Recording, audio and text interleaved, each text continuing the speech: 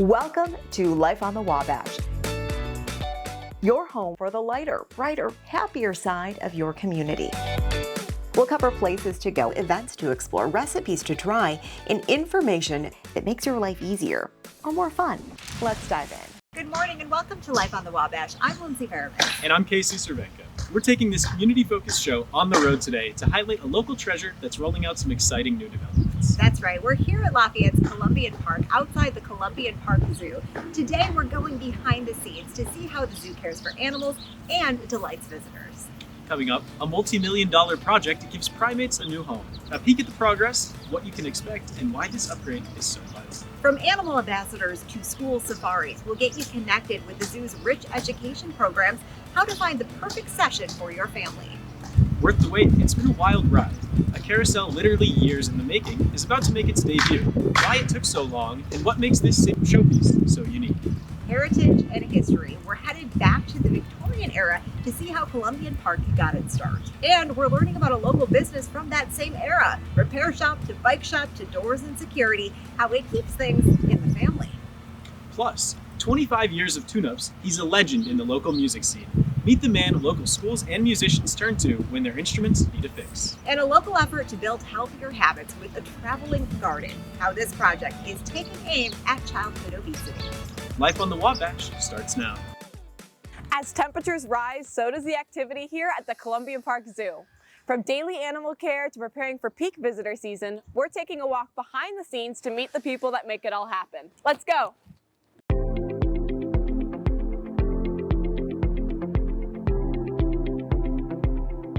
Hi, Caitlin. I know this is a very busy time of year for you. Who is this charming girl you are taking care of? This is Lucy, our American mini horse. It's adorable. Now, I know this isn't the only animal you take care of. What does a typical morning look like for you here at the zoo? Most of the time I'm in the farm, so a lot of times I'll come in. All of the animals in here get separated to eat, so we'll make their diets, they'll get their breakfast, and then we clean all of the stalls and in the lot.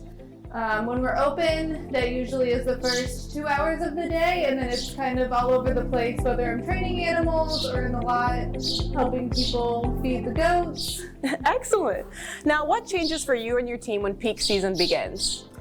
We definitely clean more in the morning. When we're closed, we can take our time and do more detailed cleans, but we will do the cleaning first thing in the morning so we can come out, help the guests, make sure that they get the best interaction as possible. So in the season that we're closed, we do a lot of the more detailed cleaning and fixing things for the public. Yeah, that's awesome. Yeah. So I know a zookeeper can't have favorites, but do you have an animal that you would particularly like to work with? Rosie, the pig that we have over there, I've started injection training her, so she's been one of my favorites to work with day to day. And then what advice do you have for kids that want to be you when they grow up? Definitely any chance you can get to work around animals, whether that's volunteering at an animal shelter or if you have a zoo close to you. The more experience you can get with animals, the better to get into the field. Well, thank you so much for your time. I see you have your hands full, so we'll go ahead and let you get back to work. Now that we've got a look of what goes on behind the scenes, we're going to take a look at what all of this means for visitors coming to the zoo this season. For a lot of families, coming here is tradition. Caitlin here is the Assistant Zoo Director. Can you tell us a little bit about what makes family trips here so special? Yeah, I think Columbian Park Zoo does a great job at really being amazing for families. It's a clean, safe environment to bring your little kiddos. It's nice and small so that you can see all the animals in your great trip while you're here really quickly. And so it's so interactive for the kids. We have our Wallaby Walkabout exhibit, we have our goat lot, and butterflies will open in Memorial Day weekend. So we have a lot of immersive lots where everybody can come and really enjoy themselves. Yes, I know you touched on the butterflies. What can families look forward to coming here in 2026? Yeah, so we have a lot of exhibit upgrades happening this season. So obviously our biggest one is going to be our primate construction. That's going to take over a large portion of our construction in the zoo. So expect a lot of noise. Also expect our spider monkeys, our gibbons, and our porcupine not to be viewable this season while we're under construction. Gotcha. So besides seeing the animals, what do you hope families will take away from their trips here? I just hope they come here and have fun. It's such a peaceful environment, a pretty environment, and so we just like them to come here, have fun, see the animals, connect with nature, and leave with a really great experience. Awesome, thank you so much for your time. What other exhibits are here at the Columbian Park Zoo? It's time to get a closer look. Let's hand it over to Victoria and Sam.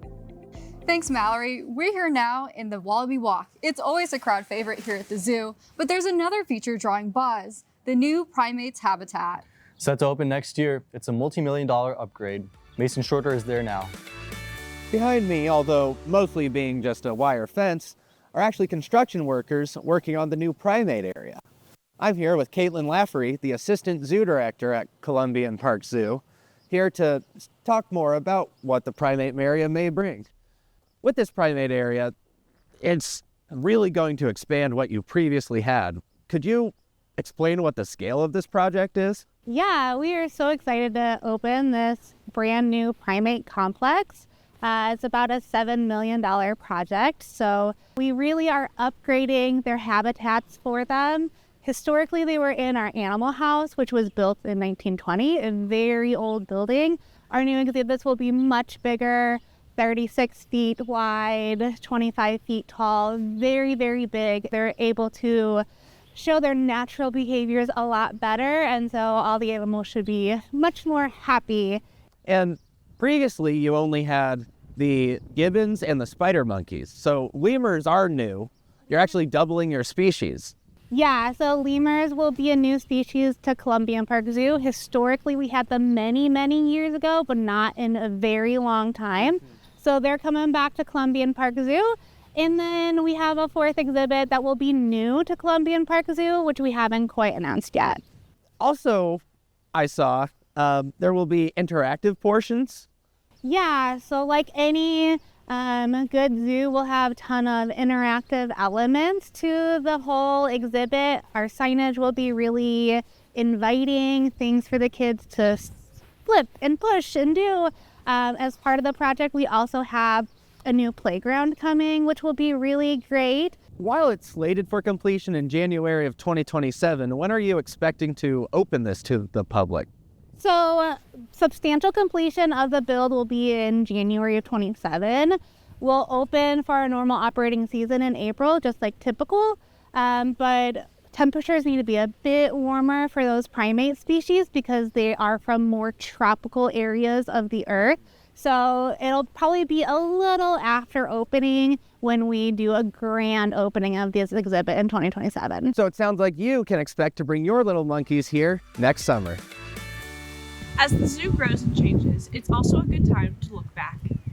The zoo opened in 1908. It's the second oldest in the state. The history of the Columbian Park, it dates back even further. Let's take a look. In the heart of Lafayette, Columbian Park is more than just a place to relax. It's a space shaped by over a century of history. We spoke with Claire Eagle, Executive Director of the Tippecanoe County Historical Association, to learn more about its origins. Origins date back to the 1870s. It actually began as a public works project, digging reservoirs to help the city of Lafayette's water supply. What started as a practical solution quickly became something more. The park's lagoon, still visible today, was originally one of those reservoirs, dug in the shape of a G to honor Mayor Glick, who led the project. Lagoon, actually, that still exists, is one of its original reservoirs, and it was dug in the shape of a G in honor of the mayor at the time who led this project, Mayor Glick. As Lafayette grew more industrial, the park transformed into a vital escape for residents. These parks were often referred to as the lungs of a city because they were where people could enjoy the greenery and the fresh air, whereas the downtowns were becoming more industrialized. We also spoke with a visitor at the park who shared how much this space continues to mean to them today. I like Columbia Park because it's very open. It has options for all ages to enjoy. I used to live here and I would bring my son down here to play, and now my granddaughter is almost 3, and we had to come check out the park. She was very excited to come. Over time, the park continued to evolve, adding one of its most beloved attractions. The Columbian Park Zoo is actually the second oldest zoo in the state of Indiana. It was started in 1908. From early exhibits featuring animals like wolves and foxes to the community space it is today, Columbian Park remains a lasting symbol of how public spaces can grow alongside the city itself. TCHA truly strives to collect and preserve the history of the park. We love hearing memories, we love getting donations of pictures, and we continue to do that even today. Reporting for Life on the Wabash, this is Dunya Stojovic. As we celebrate Columbian Park, a family-owned business dating back to roughly the same time period is marking a milestone of its own. 150 years. You know a business has rich history when it's building a museum in its showroom. Here's a look at its legacy and community ties. Beneath the modern-day hustle of operations, Lafayette Security and Access Company MoHops may have found the key to local longevity. At heart, we're still a family-owned business. Grow, adapt, and never forget where you came from. We've only been in this building for 4 years. So the first 146 years we were downtown. Executive Vice President Tracy Page says MoHops began as a general store in 1876. So the founder, Joseph Mulhop, is located in the large picture here, second generation F. Joseph Mulhop. And then on to Vincent, third generation son. Then Vincent had two sons, Jim and Harold Mulhop. Then came Doug, the fifth generation Mulhop, and Page's dad, Mike Gibson. So as we've evolved into what would have been the 1900s, we have the first exit device that provided life safety for people to get out of buildings. So diverse, right? Who we are today on the safety and security side, but then you see bikes and you see luggage and you see all these things that surround us in the history room. We certainly miss some of the things that we used to do. If you're talking to anybody that's been in the community for a long time, they're like, I bought my first bike at MoHops, or I bought my child's tricycle there. As the business marks 150 years in the community, the MoHops team is looking back and forward. There's a lot of stuff that we do that I don't think people realize that we do because they maybe only experience one part of our business. We have people that, use us exclusively for key systems, for instance, and they might not know that we also do garage doors or that we do electronics security systems. With 3 locations, Lafayette, Indianapolis, and Terre Haute, MoHops is focused on growing its footprint. It employs more than 100 and services both individual homeowners and commercial properties. A lot of times when you hear somebody say MoHops, they're like, well, what is that? What does that mean? When we started, there were no wires dangling off anything. You start from the skeleton-looking keys that we're used to seeing, from the early days of hotels to, card access today where you have either a fob or you're even a credential on your phone. Page says times have changed, technology too. But company values? Those are a lock.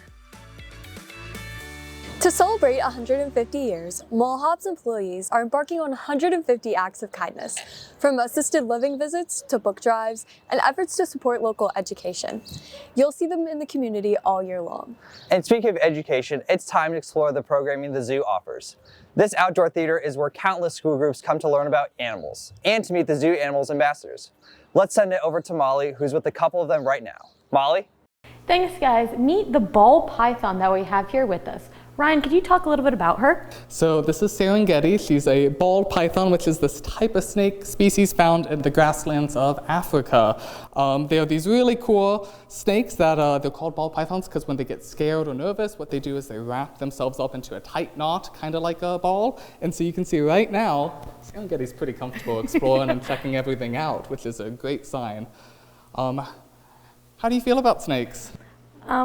They're okay. Yeah. Oh, okay. We get along, so kind of a little iffy with snakes. Yes. And so part of my goal is to help people feel a little more comfortable with animals that maybe they haven't had a lot of experience with. So we do things like classes and camps where people can come in, especially kids ages around 5 to 12, where they can come in and get a chance to meet some of these animal ambassadors up close. We even do touching opportunities. So.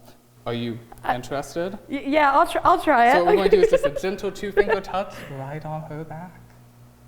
That's not what I expected that to feel like. Right? So you guys do offer your educational classes. Now you have 3 different types. Could you explain the breakdown of each one? So it's mostly by age group. Our Kinder Zoo is for ages 3 to 5. So it involves coming with your adult, so you get to do some parent and kid play and activities with the animals. And then we have a critter class for ages 6 to 8 and a wildlife workshop for ages 9 to 12. So different ages for different age groups and focusing on different topics for the different students. Now behind us though, we do have your Hellbender display, correct? Which will be the first time at the Columbian Zoo. Can you explain a little bit about your Hellbender educational partnership? Yeah, so Hellbenders, if you don't know, a type of salamander that are found in the Midwest, and they are only found in southern Indiana rivers. They're an endangered species, and we've partnered with Purdue and several other groups and zoos to help do conservation work with them and protect them. And part of that involves breeding programs where they need to raise them until they're big enough to fend for themselves and survive in the wild. And so we actually have 3 Hellbenders living here with us until they get big enough. They'll be released down in southern Indiana. Awesome, thank you. We have another animal ambassador with us, the opossum. Ryan, can you tell us a little bit about her? So this is Tater. She's a Virginia opossum, which is the type that we have here in Tippecanoe County. So we have exotic species from around the world at the zoo, but we also have some local species, which gives people a chance to see an animal that maybe they only get glimpses of because maybe they only come out at night or they try and avoid people. And it gives us the opportunity to reach out to the community and help them get to meet some of the cool species we have. Yeah, she's so cute up close. Yeah, and I'm actually having her eat her breakfast right now, so I have some little biscuits for her to eat. We're going to offer her a piece. You're going to get to see that big old mouth. I know. Ready? Excellent. Her hands are so small too. So all of your educational programs that you guys offer here, how does this relate to the zoo's mission? So for the educational programs, we want to teach and help people learn about animals and wildlife, but also form that connection so they care about wildlife and hopefully do things to help protect animals and wildlife both around here and around the world. So we always try and have some sort of message around conservation in our programming. Now thank you, Ryan, for having us here and for meeting the opossum and the ball python. If you would like to get involved with the Columbian Park Zoo, visit the columbianparkzoo.org website to register and meet many more animal ambassadors. One of the most magical places in Columbian Zoo is the butterfly garden. Walking down this path, you can climb a giant caterpillar or spot a native butterfly. This is also a monarch base station designed to attract pollinators. The magic will continue inside with the Butterfly Garden Party, where you can get up close with butterflies all around you. It opens on Memorial Day. From the Butterfly Garden, we move to another garden program, this one in our local schools. It's part of an effort to build healthier habits and fight childhood obesity. For as long as fruits and vegetables have existed, parents have struggled to get their kids to eat them. From turning the spoon into an airplane to withholding dessert, they've tried everything. But now, there might be a new solution, and it's not what you would expect. Dayton Elementary has become a pilot site for a new program in which kids grow their own food in mobile gardens at the school. Educators are hoping this can be used to teach kids about healthy eating habits while also making it fun for them. So me and a couple staff members were brainstorming one day and we came up with portable gardens, and we thought that we would launch them in the school systems. That way the platform for the children was to take care of something, show where food comes from, show being outside, being active, and growing your own vegetables led to healthy living. That's right. Turns out putting a plate of healthy food in front of your child might not be the best way to make it appetizing for them, but when they grow it themselves, it's more likely that they'll want to get a taste of their own hard work. Today, 1 in 5 children and teenagers have obesity in the US, according to a recent study from the CDC. This project aims to tackle that epidemic, with a big component of it being the 5210 initiative. 5 stands for at least 5 servings of fruits and vegetables per day. 2 stands for less than 2 hours of recreational media time. 1 stands for at least 1 hour of physical activity per day. And 0 stands for 0 sugary drinks. The plan going forward is to extend this program to nearby community centers over the summer. For Dayton Principal Ryan Simmons, this is a step in the right direction. Having the ability to go outside and, water it and tend to it and watch it grow. I mean, that's what we do here in the school system, is we watch our students grow and prosper. And, I think it's great that they'll be able to do the same thing and care for something here. For Life on the Wabash, I'm Sam Shakur. For years, the spot at Columbian Park has been missing something, but now it's finally coming full circle. After delays, redesigns, and even a company going bankrupt, the long-awaited return of the carousel is finally here. Let's go learn more about the long journey it took to get here. We're catching up with Assistant Zoo Director Caitlin Lafferty. We're not seeing changes inside just yet, but soon. So, what's the update? This project goes back quite a while from the past. Initially, it was supposed to open in 2020. Caitlin, could you walk us through some of the challenges you faced with this? Yeah, we saw quite a few delays, and I know it was a little upsetting for the public, so we appreciate their patience because we are looking forward to it as much as they are. But we had companies go bankrupt, had a lot of delays with COVID and the aftermath of COVID, so it took quite a few setbacks for us until we finally found this company to deliver the carousel that we are anxiously awaiting. After all those setbacks, who's bringing the carousel to life? It's a company called Baringo. They have carousels throughout the country. They have carousels at Disney, in Tennessee, and everywhere. So we are excited that company is bringing this carousel here to Columbian Park. We're seeing some images of the zoo animals visitors will be able to ride. Can you tell us a little more about what makes this carousel unique? Yeah, it's going to be a big carousel. We'll have 3 layers of figures, so we'll have 32 figures total. It's going to be a mix of horses, traditional carousel horses, and exotic animals, okapi, giraffe, otter, things like that. Will be really fun for the kids to ride on. We'll also have 2 chariots as well, which are ADA accessible. So we are really going to be inclusive with this carousel. So it'll be a great tradition for families to come. And why was it so important to bring a carousel back to Columbian Park? We really listened to the community when they told us, we want this carousel. So we are excited to bring a carousel to Columbian Park and have something for the community to ride. So not only the carousel that they can ride in Columbian Park, we also have our train and our boats. After all the delays, it's clear that this is a very touching moment, not only for the zoo, but also for the city. Thank you for the update, Caitlin. And don't forget, come June, you might be able to take it for a spin. We're at the IU Health Family Farm now, meeting some new friends in the goat enclosure. As you might imagine, the work of a zookeeper never ends. It takes a lot of skill and maintenance to keep these critters happy. And skill brings us to our next story. He might not be in charge of a menagerie of animals, but he's certainly the go-to caretaker for local instruments. Mason Shorter explains. Lafayette is home to many musical organizations. Between local musicians, bands, and orchestras, one man serves as the backbone for all woodwind and brass repairs. Brent Laidler. Brent Laidler is the founder and owner of the instrument repair shop Brent's Bench Inc., located at 229 South 4th Street in Lafayette. It all starts here, which is the bench, the instrument repair bench that I've been sitting at for well over 30 years. That's 30 years spent serving every school in Tippecanoe County, 5 faith-based schools, and Purdue University. He's seen musicians go from their first horn to collegiate faculty and recording for Walt Disney and top publisher Hal Leonard, with those customers still coming back. We love supporting the local students because everybody starts in the same place in the 6th grade, and you never know who's going to go on to become great. Jefferson High School music teacher Tyler Long had this to say about Brent. That ability to keep instruments maintained always is a huge blessing for us, and something that we definitely do not take for granted. Brent shows up outside of the business, too. He supports the Wabash Valley Youth Symphony, Children's Music Foundation, Tippecanoe Chamber Music Society, and Lafayette Citizens Band. He serves as administrator for the Tony Zamora Jazz Scholarship, which awards high school students with a cash prize towards college. He has received international endorsements and a Distinguished Service Award from ISMA.